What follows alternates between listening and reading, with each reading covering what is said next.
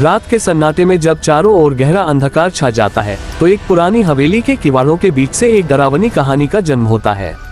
ये कहानी उस हवेली की है जो गांव के सुदूर कोने में स्थित थी और जिसे लोग अंधकार की छाया कहते थे। इस हवेली के बारे में कहा जाता था कि जो भी वहां जाता वो कभी लौटकर नहीं आता। इस हवेली के भीतर एक ऐसी भयावह ताकत थी जो किसी की भी आत्मा को निगल सकती थी। वर्षों पहले इस हवेली के मालिक राजा विक्रम सिंह थे, जो अपनी शक्ति और क्रूरता के लिए जाने जाते थे। उनके शासनकाल में हवेली की दीवारें खून से लाल हो गई थी और उनकी आत्मा हवेली की दरारों में फंसी हुई थी। विक्रम सिंह की मृत्यु के बाद हवेली खाली हो गई, लेकिन उनकी आत्मा ने कभी चैन नहीं लिया। उनकी आत्मा की दहशत आज भी हवेली में महसूस की जाती है। गांव के बुजुर्ग कहते हैं कि हवेली में एक काला द्वार है जो आत्माओं को इस दुनिया से परे ले जाता है। राहुल, सीमा, अरुण और कविता 4 दोस्त थे जिन्हें डरावनी कहानियों का बहुत शौक था। एक दिन वे अंधकार की छाया के बारे में सुनते हैं और वहां जाकर सच्चाई का पता लगाने का निर्णय लेते हैं। गांव वालों ने उन्हें कई बार चेतावनी दी कि वे उस हवेली से दूर रहें, लेकिन दोस्तों को लगा कि यह महज एक अंधविश्वास है। उन्हें लग रहा था कि वे एक रोमांचक अनुभव प्राप्त करेंगे और एक अनोखी कहानी के साथ लौटेंगे। रात के अंधेरे में चारों दोस्त हवेली की ओर बढ़ते हैं। हवेली के पास पहुंचते ही उन्हें एक अजीब सी ठंडक महसूस होती है। हवेली के किवाड़ खुद ब खुद खुल जाते हैं, मानो उन्हें अंदर आने का निमंत्रण दे रहे हों। अंदर दाखिल होते ही चारों ने देखा कि हवेली का बड़ा हॉल धूल और मकड़ी के जालों से भरा हुआ था। दीवारों पर पुराने चित्र लटके हुए थे, जिनमें से हर एक चित्र की आंखें उन्हें घूर रही थीं। अचानक एक तेज हवा का झोंका आता है और दरवाजे जोर से बंद हो जाते हैं। हवेली के भीतर का तापमान अचानक गिर जाता है और एक भयानक खामोशी छा जाती है। चारों दोस्त डर के मारे कांपने लगते हैं, लेकिन उन्होंने हिम्मत नहीं हारी और आगे बढ़ने का निर्णय किया। जैसे जैसे वे हवेली में आगे बढ़ते गए, वैसे वैसे अजीब घटनाएं शुरू हो गईं। दीवारों पर लगी तस्वीरें अपने आप गिरने लगी, खिड़कियां जोर जोर से हिलने लगी और छत पर किसी के चलने की आवाजें आने लगी। कविता को ऐसा महसूस हुआ कि कोई उसके पीछे खड़ा है, पर जब उसने मुड़कर देखा तो वहाँ कोई नहीं था। अचानक उन्हें हवेली के सबसे बड़े कमरे से एक लड़की के रोने की आवाज सुनाई देती है।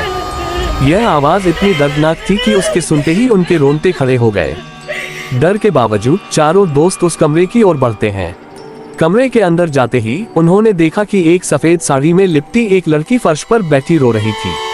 उसके बाल बिखरे हुए थे और उसके चेहरे पर अजीब सी उदासी थी। जैसे ही वे उसके पास पहुंचे, लड़की ने अपना चेहरा उठाया। उसकी आंखें पूरी तरह काली थीं और उसके चेहरे पर एक शैतानी हंसी फैल गई। राहुल ने तुरंत पीछे हटने की कोशिश की, लेकिन वह गिर पड़ा और उसके पैर किसी अदृश्य ताकत ने पकड़ लिए। अरुण ने उसे बचाने की कोशिश की, लेकिन उसी वक्त कमरे की सभी खिड़कियां और दरवाजे बंद हो गए। चारों को लगा कि अब उनका अंत आ चुका है। लड़की ने एक जोर की हंसी के साथ कहा, उन्हें लगता है कि तुम इस हवेली से जिंदा वापस जा सकते हो। यह मेरी नहीं, राजा विक्रम सिंह की हवेली है। उनकी आत्मा अब भी इस हवेली में रहती है और कोई भी व्यक्ति जो यहाँ आता है वह उसकी आत्मा का हिस्सा बन जाता है। तभी कमरे के बीचों बीच एक बड़ा सा शीशा प्रकट होता है और उसमें विक्रम सिंह की भयानक छवि दिखाई देती है। उनकी आंखें लाल थीं और वे चारों की ओर क्रूरता से देख रहे थे। विक्रम सिंह की आत्मा ने चारों को पकड़ लिया और धीरे धीरे उस शीशे के भीतर खींचने लगी। चारों ने बचने की कोशिश की, परंतु उनकी चीखें हवेली की दीवारों में गूंज कर रह। अगली सुबह गांव के लोग हवेली के बाहर जमा हुए। उन्हें चारों दोस्तों की तलाश थी, परंतु हवेली के भीतर सिवाय सन्नाटे के और कुछ नहीं था।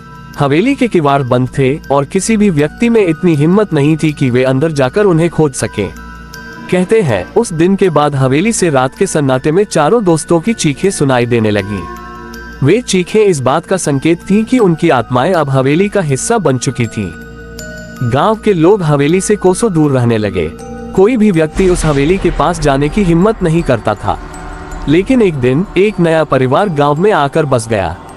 उन्हें अंधकार की छाया के बारे में कुछ भी पता नहीं था। एक रात उनके बच्चे ने हवेली की ओर जाते हुए एक रास्ता देख लिया। जिज्ञासा के मारे वह बच्चे उस हवेली के पास चला गया।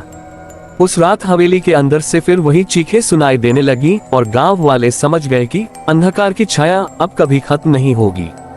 हवेली की आत्माएं नए शिकार की तलाश में हमेशा जागती रहती हैं। इस कहानी को सुनने के बाद गांव के लोग अपने बच्चों को हमेशा हवेली से दूर रहने की हिदायत देते हैं।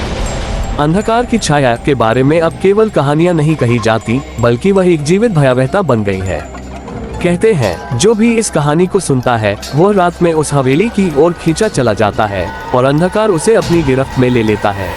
अगर आप कभी भी अंधकार की छाया की ओर जाने का विचार करें तो ध्यान रखें कि हवेली में प्रवेश करना अपनी आत्मा को खतरे में डालने जैसा है। अंधकार की छाया केवल एक कहानी नहीं बल्कि एक हकीकत है।